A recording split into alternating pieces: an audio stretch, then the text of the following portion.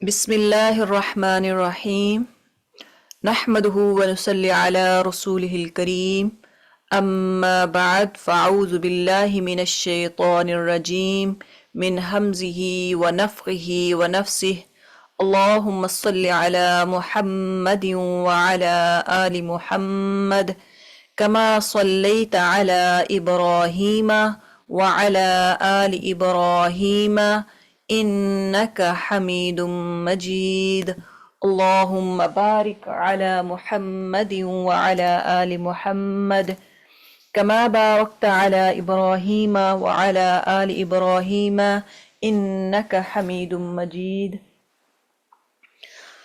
اللهم يسر ولا تعسر وتمم بالخير آمین یا ارحم الراحمین۔ آج جو ہے ہمارا سیکنڈ ویک ہے صلو کما رأیتمونی اصلی، یعنی جو ہمارا ٹاپک ہے کہ نماز اس طرح سے پڑھو جس طرح کے نبی صلی اللہ علیہ وسلم نے فرمایا مجھے پڑھتے ہوئے دیکھتے ہو۔ تو لاسٹ ٹائم ہم نے جو کور کی تھی چیزیں وہ تھی تکبیر تحریمہ، یعنی تکبیر تحریمہ وہ ہے کہ جو آپ نماز سٹارٹ کرتے ہیں تو سب سے پہلے اللہ اکبر کہتے ہیں، اس کو تکبیر اولا بھی کہتے ہیں اور تکبیر تحریمہ بھی۔ اس کے بعد ہم نے اس کے میننگ سیکھا اللہ اکبر کا، اور پھر ہم نے ثنا کیا ہے، سبحانک اللہم، دو طرح کی ثنا ہے جو کہ نبی صلی اللہ علیہ وسلم سے ثابت ہے۔ ایک وہ جو روٹین میں ہم سارے زیادہ موسٹلی وہی پڑھتے ہیں سبحانک اللہم و بحمدک، اور دوسری جو ہے وہ اللہم باعد بینی و بین خطایای۔ تو جو فرسٹ ہے ثنا سبحانک اللہم، اس کا میننگ آپ نے سیکھا، اس کی ریڈنگ سیکھی۔ اس کے بعد ہے تعوذ۔ تعوذ کیا ہے؟ اعوذ باللہ من الشیطان الرجیم۔ پھر ہے تسمیہ، بسم اللہ الرحمن الرحیم۔ اس کے بعد پھر سورہ فاتحہ، اور سورہ فاتحہ تک ہم نے پڑھا تھا لیکن اس کی جو ڈیٹیل ہے وہ نہیں کی تھی۔ تو جب انسان سورہ فاتحہ، اب دیکھیں کہ جب آپ اکیلے پڑھتے ہیں تب تو سارے ہی سورہ فاتحہ پڑھتے ہیں، لیکن اختلاف یہاں پہ ہوتا ہے کہ جب آپ امام کے پیچھے ہیں نماز پڑھ رہے ہیں، جیسے با جماعت نماز پڑھتے ہیں امام کے ساتھ نماز پڑھ رہے ہیں، اس وقت جو جیسے وہ نمازیں جن میں اونچی آواز میں، یعنی ایک ہوتی ہے جہری اور ایک ہوتا ہے سری۔ جہری ہوتی ہے جو نماز جو قرات کرتے ہیں نا اونچی آواز میں، جیسے فجر کی دو فرض ہیں اس میں اونچی آواز میں امام پڑھتا ہے، سورہ فاتحہ پڑھتا ہے، پھر قرات کرتا ہے، وہ جہری نمازیں ہیں۔ سری وہ ہوتی ہیں خفیہ، یعنی جس میں امام جو ہے وہ تلاوت اونچی آواز میں نہیں کرتا، جیسے ظہر عصر کی دو نمازیں ہیں، باقی جو تین ہیں ان میں تلاوت اونچی کی جاتی ہے۔ تو اختلاف ہوتا ہے کہ جب امام صبح یعنی فجر، مغرب اور عشاء یعنی جہری نمازیں پڑھتا ہے، تلاوت کرتا ہے، اس وقت کیا آپ کو سورہ فاتحہ پڑھی جائے گی، آپ پڑھیں گے کہ نہیں؟ تو اس میں بھی سورہ فاتحہ پڑھیں گے۔ آپ امام کے پیچھے ہیں، امام بھی پڑھے گا، آپ اس کے پیچھے پیچھے ریپیٹ کریں گے اپنے یعنی مائنڈ، اپنے ذہن میں۔ تو حدیث کیا ہے؟ رسول اللہ صلی اللہ علیہ وسلم نے فرمایا لا صلاة لمن لم يقرأ بفاتحة الكتاب، لا صلاة لمن لم يقرأ، اس شخص کی نماز نہیں ہے جو سورہ فاتحہ نہ پڑھے۔ سورہ یہ صحیح بخاری کی روایت نمبر 756 ہے۔ لا صلاة لمن لم يقرأ، یعنی اس بندے کی، اس شخص کی نماز نہیں ہے جو نہیں پڑھتا بفاتحہ، فاتحہ الکتاب یعنی قرآن سے، کتاب سے۔ تو امام بخاری رحمہ اللہ نے اپنی صحیح میں باب باندھا ہے امام اور مقتدی، تو اس میں تمام حضری اور سفری نمازوں میں سورہ فاتحہ پڑھنا واجب ہے، چاہے نماز جہری ہو یا سری۔ اور نماز جہری اور سری کا میں نے بتا دیا ہے کیا ڈفرنس ہے۔ دوسری حدیث آپ صلی اللہ علیہ وسلم نے فرمایا ہر وہ نماز جس میں سورہ فاتحہ نہ پڑھی جائے وہ ناقص ہے، وہ ناقص ہے۔ یعنی وہ انکمپلیٹ ہے، نماز پوری نہیں ہے۔ تو اسی طرح سے سیدنا عبادہ بن صامت روایت کرتے ہیں رضی اللہ تعالیٰ عنہ کہ ہم نماز فجر میں رسول اللہ صلی اللہ علیہ وسلم کے پیچھے تھے، آپ نے قرآن پڑھا، بس آپ پر پڑھنا بھاری ہو گیا۔ یعنی نماز کبھی ہوتا ہے کہ امام جو ہے نا اس کو بہت مشکل لگ رہا ہوتا ہے، قرآن پڑھنا بھاری ہو جاتا ہے یا بھولنے لگتا ہے۔ جب نماز سے فارغ ہوئے تو فرمایا شاید تم اپنے امام کے پیچھے پڑھا کرتے ہو؟ ہم نے کہا جی ہاں اے اللہ کے رسول صلی اللہ علیہ وسلم۔ آپ نے فرمایا سوائے فاتحہ کے اور کچھ نہ پڑھا کرو، کیونکہ اس شخص کی نماز نہیں ہوتی جو سورہ فاتحہ نہ پڑھے۔ تو یہ صحیح ابو داود کی روایت ہے، باب من ترک القرأۃ فی صلاتہ بفاتحہ الکتاب، اور اس کی سند بھی حسن ہے۔ اس کا مطلب یہ ہے کہ آپ نے جب امام کے پیچھے نماز پڑھنی ہے فجر یا مغرب یا عشاء، تو اس وقت ایون دوسری بھی نمازوں میں تو سورہ فاتحہ جب امام پڑھتا ہے تو آپ نے اس کے پیچھے سورہ فاتحہ پڑھنی ہے، اپنے ذہن میں پڑھنی ہے، اونچی آواز میں نہیں پڑھنی۔ سم ٹائم ہم کرتے کیا ہے کہ ادھر سے امام پڑھ رہا ہوتا ہے تو ہم بھی اونچی اونچی اس کے پیچھے پڑھ رہے ہوتے ہیں، تو وہ صحیح نہیں ہے، اونچی نہیں پڑھنا، وہ امام اونچی پڑھے گا، لیکن جیسے امام کہتا ہے الحمدللہ رب العالمین تو آپ اپنے ذہن میں پڑھیں، آہستہ سے اپنے ذہن میں، تاکہ اگر ہو سکتا ہے امام لیڈی ہو آپ کے ساتھ پڑھ رہی ہو تو وہ پھر ڈسٹرب ہو آپ کی آواز کی وجہ سے، کیونکہ اس طرح سے جب دوسرا ساتھ اونچی آواز میں پڑھتا ہے تو اس کو پھر وہ فوکس نہیں کر پاتا، تو اس وجہ سے آپ صلی اللہ علیہ وسلم بھی فوکس نہیں کر پا رہے تھے، کیونکہ صحابہ بھی پیچھے تلاوت ویسے ہی کر رہے تھے جیسا کہ نبی صلی اللہ علیہ وسلم جو سورت پڑھتے، اسی طرح یہ بھی ہماری ہوتی ہے، اکثر دیکھنے میں آتا ہے کہ امام وہ صورتیں جو ہمیں آتی ہوں، فور ایگزامپل آپ سورہ اخلاص امام پڑھ رہا ہے، قل هو اللہ احد اللہ الصمد، تو ہمیں آتی ہے، ہم پیچھے فوراً اس کے پیچھے تھوڑی سی اپنی آواز اونچی کر کے پڑھنے کی کوشش کرتے ہیں یا وسپر کر رہے ہوتے ہیں، قل هو اللہ احد اللہ الصمد لائک دس۔ تو اس سے کیا ہوتا ہے کہ اگلا بندہ اس سے وہ فوکس نہیں کر پا رہا، تو ہو سکتا ہے وہ بھولنا شروع کر دے۔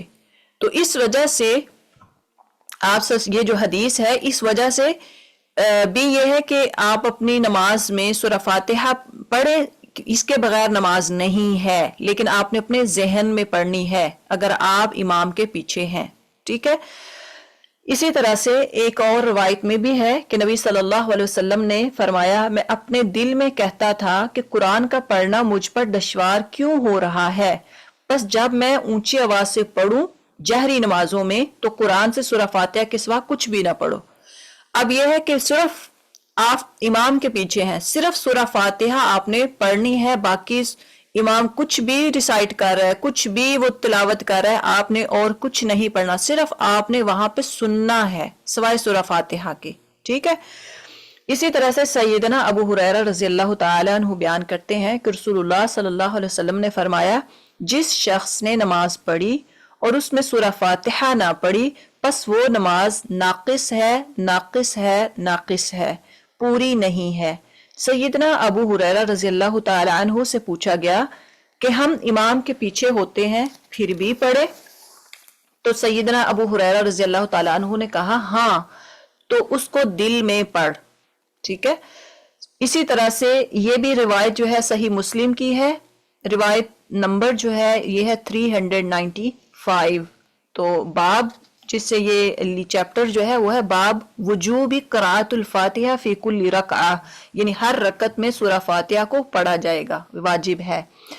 سیدنا انس رضی اللہ تعالیٰ عنہ فرماتے ہیں کہ رسول اللہ صلی اللہ علیہ وسلم نے اپنے صحابہ کو نماز پڑھائی، فارغ ہو کر ان کی طرف متوجہ ہو کر پوچھا کیا تم اپنی نماز میں امام کی قرات کے دوران میں پڑھتے ہو، یعنی امام جب قرات کرتا ہے تم بھی اس کے دوران پڑھتے ہو؟ سب خاموش رہے، 3 بار آپ نے ان سے پوچھا تو انہوں نے جواب دیا جی ہاں ہم ایسا کرتے ہیں۔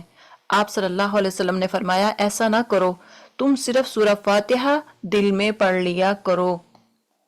اب ان ساری احادیث سے کیا پتہ چلتا ہے کہ سورہ فاتحہ آپ چاہے امام کے ساتھ ہو، آپ نے چاہے وہ نماز جہری ہو یا سری ہو، یعنی امام قرات کر رہا ہو یا نہ کر رہا ہو، باقی آپ نے کچھ نہیں پڑھنا سوائے سورہ فاتحہ کے. سورہ فاتحہ آپ نے ضرور اپنے ذہن میں پڑھنی ہے. تو اس کے بعد ہے جب سورہ فاتحہ ہو گئی تو اس کے بعد دوسرا جو مسئلہ ہے وہ ہے آمین کا. امام کے پیچھے بلند آواز سے سوری آمین کہنا. عن وائل ابن حجر قال كان رسول الله صلی اللہ علیہ وسلم اذا قرأ ولا الضالین آخر سورة الفاتحہ قال آمین ورفع بها صوته. وائل بن حجر رضی اللہ تعالیٰ عنہ بیان کرتے ہیں کہ رسول اللہ صلی اللہ علیہ وسلم جب سورہ فاتحہ کے آخر میں ولضالین کہتے تو آمین کہتے اور اس کے ساتھ اپنی آواز کو بلند کرتے. یعنی جب آمین کہتے تھے تو آمین یہ نہیں کہ آہستہ سے کہہ دیا، نہیں، آواز کو بلند کر کے کہتے تھے. سنن ابو داود کی روایت 932 ہے. حضرت ابو ہریرہ رضی اللہ تعالی عنہ سے ایک اور روایت ہے، کہتے ہیں کہ رسول اللہ صلی اللہ علیہ وسلم نے فرمایا کہ جب امام آمین کہے تو تم بھی آمین کہو، کیونکہ جس کی آمین ملائکہ کے آمین کے ساتھ ہو گئی اس کے پیچھے تمام گناہ معاف کر دیے جائیں گے. تو یہ دیکھیں کہ آمین اگر کوئی کہتا ہے تو یہ حدیث جو ہے بخاری کی بھی اور مسلم کی بھی. بخاری کی جو روایت نمبر ہے 780 ہے اور مسلم کی 410 ہے. تو اس میں بھی یہی مینشن ہے کہ جب امام جو ہے غیر المغضوب علیہم ولا الضالین کہے تو اونچی آواز سے آمین کہتے. اب ہم بہرحال جیسے فیمیل ہیں تو فیمیل کے لیے یہی حکم ہے کہ اگر جیسے لوگ ایک ہی مسجد میں آپ ایک ہی جگہ پہ آپ نماز پڑھ رہے ہیں، محرم بھی ہیں غیر محرم بھی ہیں، تو بہرحال وہاں پہ آپ اپنی آوازوں کو بہت اونچی نہیں کریں گی، اتنی سی آمین اونچی کریں گے کہ آپ کو خود سے سنائی دے کہ آپ کیا کہہ رہے ہیں. ٹھیک ہے. اگر آپ صرف عورتیں ہیں تو جماعت کرانے والی بھی عورت ہے تو آپ پھر آمین اونچی کہہ سکتے ہیں. اسی طرح سے اگر آپ جیسے لیڈیز کا جو ہال ہوتا ہے وہ ڈیفرنٹ ہوتا ہے اور جو میل ہوتے ہیں مسجد میں ہوتے ہیں، تو اگر آپ فیمیل میں سے ساری عورتیں ہیں اور بیریئر اندر ہے جیسے ایک الگ سے ہال ہے تو آپ آمین اونچی کہہ سکتے ہیں. ٹھیک ہے. لیکن جب آپ مردوں کے ساتھ ہوں جیسا کہ ہوتا ہے کئی ایسی مساجد یہاں پہ ہمارے ہاں ایسی ہیں، جیسے ہم جہاں پہ ہم نارملی جاتے ہیں فرقان میں تو وہاں ایک ہی جگہ پہ نماز پڑھی جاتی ہے، وہ اندر بیریئر لگایا جاتا ہے تو اس سے کیا ہوتا ہے کہ آپ کی آواز بالکل جو ہے آپ کے دوسری سائڈ پہ میل ہوتے ہیں تو ان کو آواز پھر جاتی ہے. تو اتنی اونچی نہ کہیں کہ آپ کی آواز جا کے مردوں کے ساتھ ملے. یہ بات جو ہے نا وہ آپ کو کلیئر ہونی چاہیے. اب امام ابن خزیمہ اس حدیث کی تشریح کرتے ہوئے کہتے ہیں کہ اس سے ثابت ہوا کہ امام اونچی آواز سے آمین کہے کیونکہ نبی اکرم صلی اللہ علیہ وسلم مقتدی کو امام کی آمین کے ساتھ آمین کہنے کا حکم اس صورت میں دے سکتے ہیں جب مقتدی کو معلوم ہو کہ امام آمین کہہ رہا ہے.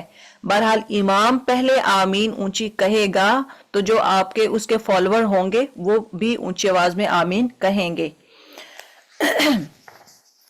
آگے ہے تلاوت کیسے کرنی ہے. سورہ فاتحہ اب آپ پڑھتے ہیں تو اس کی تلاوت کیسے کی جائے گی. تو تلاوت کے جو ایٹیکیٹس ہیں آداب ہیں اس کے بارے میں رسول اللہ صلی اللہ علیہ وسلم کی زوجہ محترمہ سے روایت ہے کہ آپ صلی اللہ علیہ وسلم الحمدللہ رب العالمین پڑھتے، پھر ٹھہر کر الرحمن الرحیم پڑھتے، پھر ٹھہر جاتے، پھر پڑھتے مالک یوم الدین. مطلب کیا ہے کہ آپ صلی اللہ علیہ وسلم ایک ایک آیت پہ رکتے تھے، ایک ایک آیت کو رک کر پڑھتے تھے، ٹھہر ٹھہر کے پڑھتے تھے. تو بہرحال جب جماعت ہو یا آپ پڑھ رہے ہیں تو اس میں جلدی کرنے کی کوشش نہ کریں، آہستہ آہستہ پڑھیں. الحمدللہ رب العالمین الرحمن الرحیم مالک یوم الدین، آہستہ آہستہ پڑھیں اور پھر وہاں پہ رک جائیں، ہر آیت کے اینڈ پہ رک جائیں، تو یہ ہی صحیح طریقہ ہے. اسی طرح سے رسول صلی اللہ علیہ وسلم اللہ کے حکم کے مطابق آہستہ آہستہ قرآن پاک کی تلاوت فرماتے، بلکہ ایک ایک حرف الگ الگ پڑھتے۔ یوں معلوم ہوتا کہ چھوٹی سورت لمبی سورت سے بھی زیادہ لمبی ہو گئی ہے۔ جب دیکھیں کہ آپ بالکل ٹھہر ٹھہر کے پڑھیں گے، اب آپ نے کبھی دیکھا ہو کہ آپ ظہر کی نماز پڑھ رہے ہیں اور اس میں کیونکہ تلاوت اونچی نہیں ہوتی اور 4 رکعت پڑھ رہے ہیں، 4 رکعت اتنی جلدی پڑھی جاتی ہیں۔ اگر آپ فجر کی نماز پڑھ رہے ہیں تو وہی آپ تلاوت اونچی کریں گے تو وہ لمبی ہو جاتی ہے۔ اس کی ریزن کیا ہوتی ہے کہ جب آپ 2 رکعت پڑھتے ہیں لیکن اونچی پڑھتے ہیں تو اس میں آپ تھوڑا سا لحاظ رکھتے ہیں کہ میں تلاوت صحیح کروں کیونکہ میرے ساتھ اور بھی لوگ ہیں یا سن رہے ہیں مجھے، تو اس سے پھر آپ آہستہ پڑھیں گے۔ جب آپ اکیلے میں پڑھ رہے ہیں تو پھر اکثر بچوں سے پوچھا جائے نا، جب بچے اکیلے پڑھ رہے ہوں تو کہا جائے کہ آپ اتنی جلدی پڑھ لی، تو کہتے ہیں ہم تو اتنی تیز پڑھتے ہیں۔ تو یہ یعنی تیز نہیں پڑھنی چاہیے، ایک ایک لیٹر جو ہے نا، ایک ایک حرف جو ہے آپ کو سمجھ کے پڑھنا چاہیے کہ میں کیا پڑھ رہا ہوں۔ تو آپ صلی اللہ علیہ وسلم کا ارشاد بھی ہے، حافظ قرآن کو کہا جائے گا تم قرآن پڑھتے جاؤ اور جنت کی سیڑھیاں چڑھتے جاؤ، جس طرح تم دنیا میں ترتیل اور آہستگی کے ساتھ پڑھا کرتے تھے اسی طرح پڑھتے چلے چلو، تمہاری منزل وہاں ہے جہاں تم آخری آیت پڑھو گے۔ تو بہرحال یہ بھی حدیث حسن ہے، سنن ابی داود کی ہے۔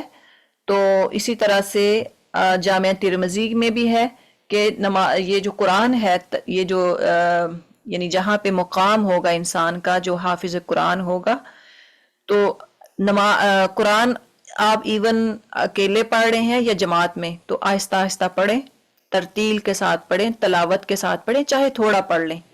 ہمارے اکثر کیا ہوتا ہے کہ قرآن وہ کہتے ہیں جلدی سے پڑھنا ہے، آج میں تو پورا ایک سپارہ ختم کر دیتی ہوں روز کا یا آدھا سپارہ، نہیں، تھوڑا پڑھ لیں، آپ ایک رکوع پڑھ لیں، چاہے ایک رکوع ہو یا ایک آیت ہی کیوں نہ، لیکن اس کو آہستہ سے پڑھیں، ترتیل کے ساتھ پڑھیں، سمجھ کے پڑھیں اللہ تعالیٰ کیا حکم دے رہا ہے، اس کا ترجمہ آنا چاہیے انسان کو۔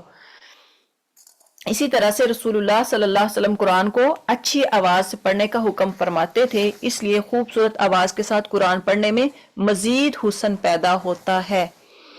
سیدنا عقبہ بن عامر بیان کرتے ہیں، رسول اللہ صلی اللہ علیہ وسلم نے فرمایا، اللہ کی کتاب کا علم حاصل کرو، اسے ذہن میں محفوظ کرو اور اسے خوبصورت آواز سے پڑھو۔ مجھے اس ذات کی قسم جس کے ہاتھ میں میری جان ہے، اونٹ کے گھٹنے کی رسی اگر کھول دی جائے تو وہ اتنی تیزی سے نہیں بھاگتا جتنی تیزی سے قرآن پاک حافظے سے نکل جاتا ہے۔ آپ دیکھیں کہ اگر آپ قرآن آپ نے کچھ بھی حصہ اگر یاد کیا ہے، ٹھیک ہے، اس کو بائی ہارٹ یاد کیا ہے، اب کیا ہوتا ہے اگر آپ اس کو 10 دن نہ پڑھیں گے تو وہ آپ کو بھولنا شروع ہو جائے گا، بہت زیادہ، یعنی آپ کو وہ بھول چکا ہوگا۔ تو قرآن جتنا اس کو یاد کرنا یعنی مشکل ہے، بھلانا اتنا ہی آسان ہے۔ اگر اس کو ریوائز نہیں کریں گے، اس کو اپنی روٹین میں نہیں لے کے آئیں گے، قرات نہیں کریں گے تو وہ بھول جائے گا۔ تو اس لیے جو بھی چیز یاد کی ہو تو اس کو ریوائز کرنا بہت ضروری ہے۔ اب دیکھیں جی آگے ہے سورہ اخلاص۔ اب آپ تلاوت کر لی آپ نے سورہ فاتحہ کی، وہ بھی ہو گیا۔ سورہ فاتحہ کے بعد کیا پڑھنا ہے آپ نے؟ تو آپ کوئی بھی سورت جو آپ کو میسر ہو وہ آپ پڑھ سکتے ہیں۔ نماز کی مسنون جو قرات ہے، منفرد نمازی سورہ فاتحہ کے بعد جہاں سے اور جتنا چاہے قرآن پڑھ سکتا ہے۔ آپ کوئی بھی قرآن کی جو بھی حصہ یاد ہو، کوئی بھی سورت یاد ہو اور پڑھ سکتے ہیں۔ البتہ امام کو نماز پڑھاتے وقت مقتدیوں کے حوالے ان کی حالت کو دیکھنا چاہیے کہ وہ کس حالت میں ہیں، یعنی بیمار ہیں، پیچھے بچے بھی ہیں، اس حساب سے ان کو تلاوت کرنی چاہیے۔ نماز میں سورہ فاتحہ کے بعد اگرچہ ہم جہاں سے چاہیں پڑھ سکتے ہیں قرآن، لیکن یہاں ہم نبی صلی اللہ علیہ وسلم کی قرات کا ذکر کرتے ہیں کہ آپ کون کون سی سورت کس کس نماز میں پڑھتے تھے۔ سورہ اخلاص جو ہے اس کی اہمیت کے بارے میں ایک انصاری مسجد قباء میں امامت کراتے تھے۔ ان کا معمول تھا کہ سورہ فاتحہ کے بعد کوئی دوسری سورت پڑھنے سے پہلے وہ کیا پڑھتے تھے؟ قل هو اللہ احد، سورہ اخلاص۔ ہر رکعت میں اسی طرح کرتے، یعنی ہر رکعت میں انہوں نے سورہ اخلاص پڑھا، یہ نہیں صرف سورہ اخلاص پڑھتے تھے بلکہ اور بھی صورتیں پڑھتے، لیکن ان سے پہلے سورہ اخلاص پڑھتے تھے۔ مقتدیوں نے امام سے کہا کہ آپ پہلے قل ہو اللہ کی تلاوت کرتے ہیں، پھر بعد میں دوسری سورت تلاوت کرتے ہیں، کیا ایک سورت تلاوت کے لیے کافی نہیں ہے؟ یا تو صرف اسی کو پڑھا کریں، اور اگر قل ہو اللہ احد کی تلاوت کافی نہیں تو اسے چھوڑ دیں اور دوسری سورت کی تلاوت کیا کریں۔ امام نے جواب دیا کہ میں قل هو اللہ احد کی تلاوت نہیں چھوڑ سکتا۔ انہوں نے رسول اللہ صلی اللہ علیہ وسلم کی خدمت میں مسئلہ پیش کیا تو نبی صلی اللہ علیہ وسلم نے امام سے کہا تم مقتدیوں کی بات کیوں تسلیم نہیں کرتے، کیوں نہیں مانتے کہ صرف ایک ہی صورت پڑھ لیا کرو، کوئی بھی صورت اس کے علاوہ اس صورت کو ہر رکعت میں کیوں لازمی پڑھتے ہو؟ اس نے کہا مجھے اس صورت کے ساتھ محبت ہے۔ نبی صلی اللہ علیہ وسلم نے فرمایا اس صورت کے ساتھ تیری محبت تجھے جنت میں داخل کر دے گی۔ یہ صحیح بخاری کی روایت ہے 774۔ تو نبی صلی اللہ علیہ وسلم نے فرمایا اس صورت کے ساتھ تیری محبت تجھے جنت میں داخل کر دے گی۔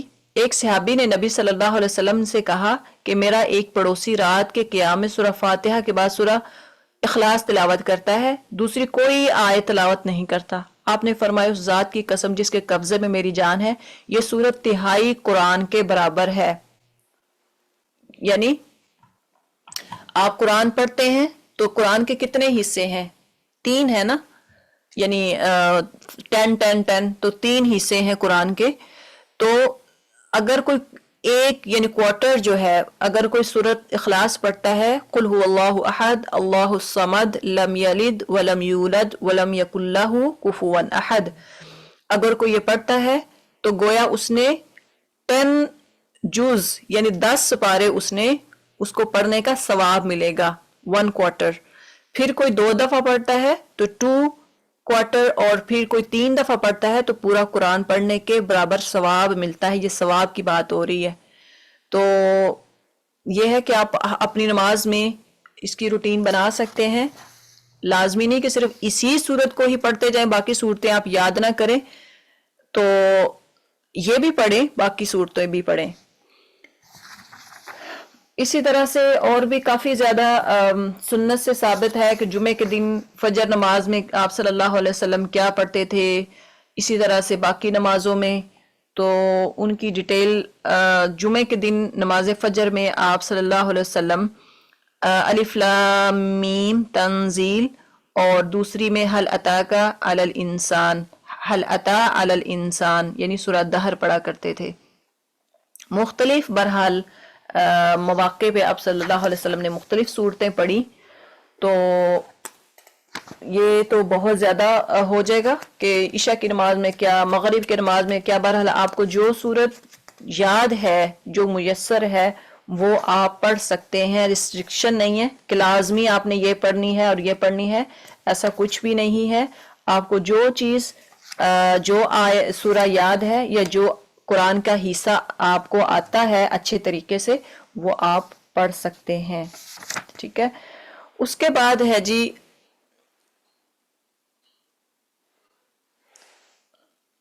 سری نماز میں سورہ فاتحہ کے بعد دوسری سورت پڑھنا، وہ ابھی آپ کو بتا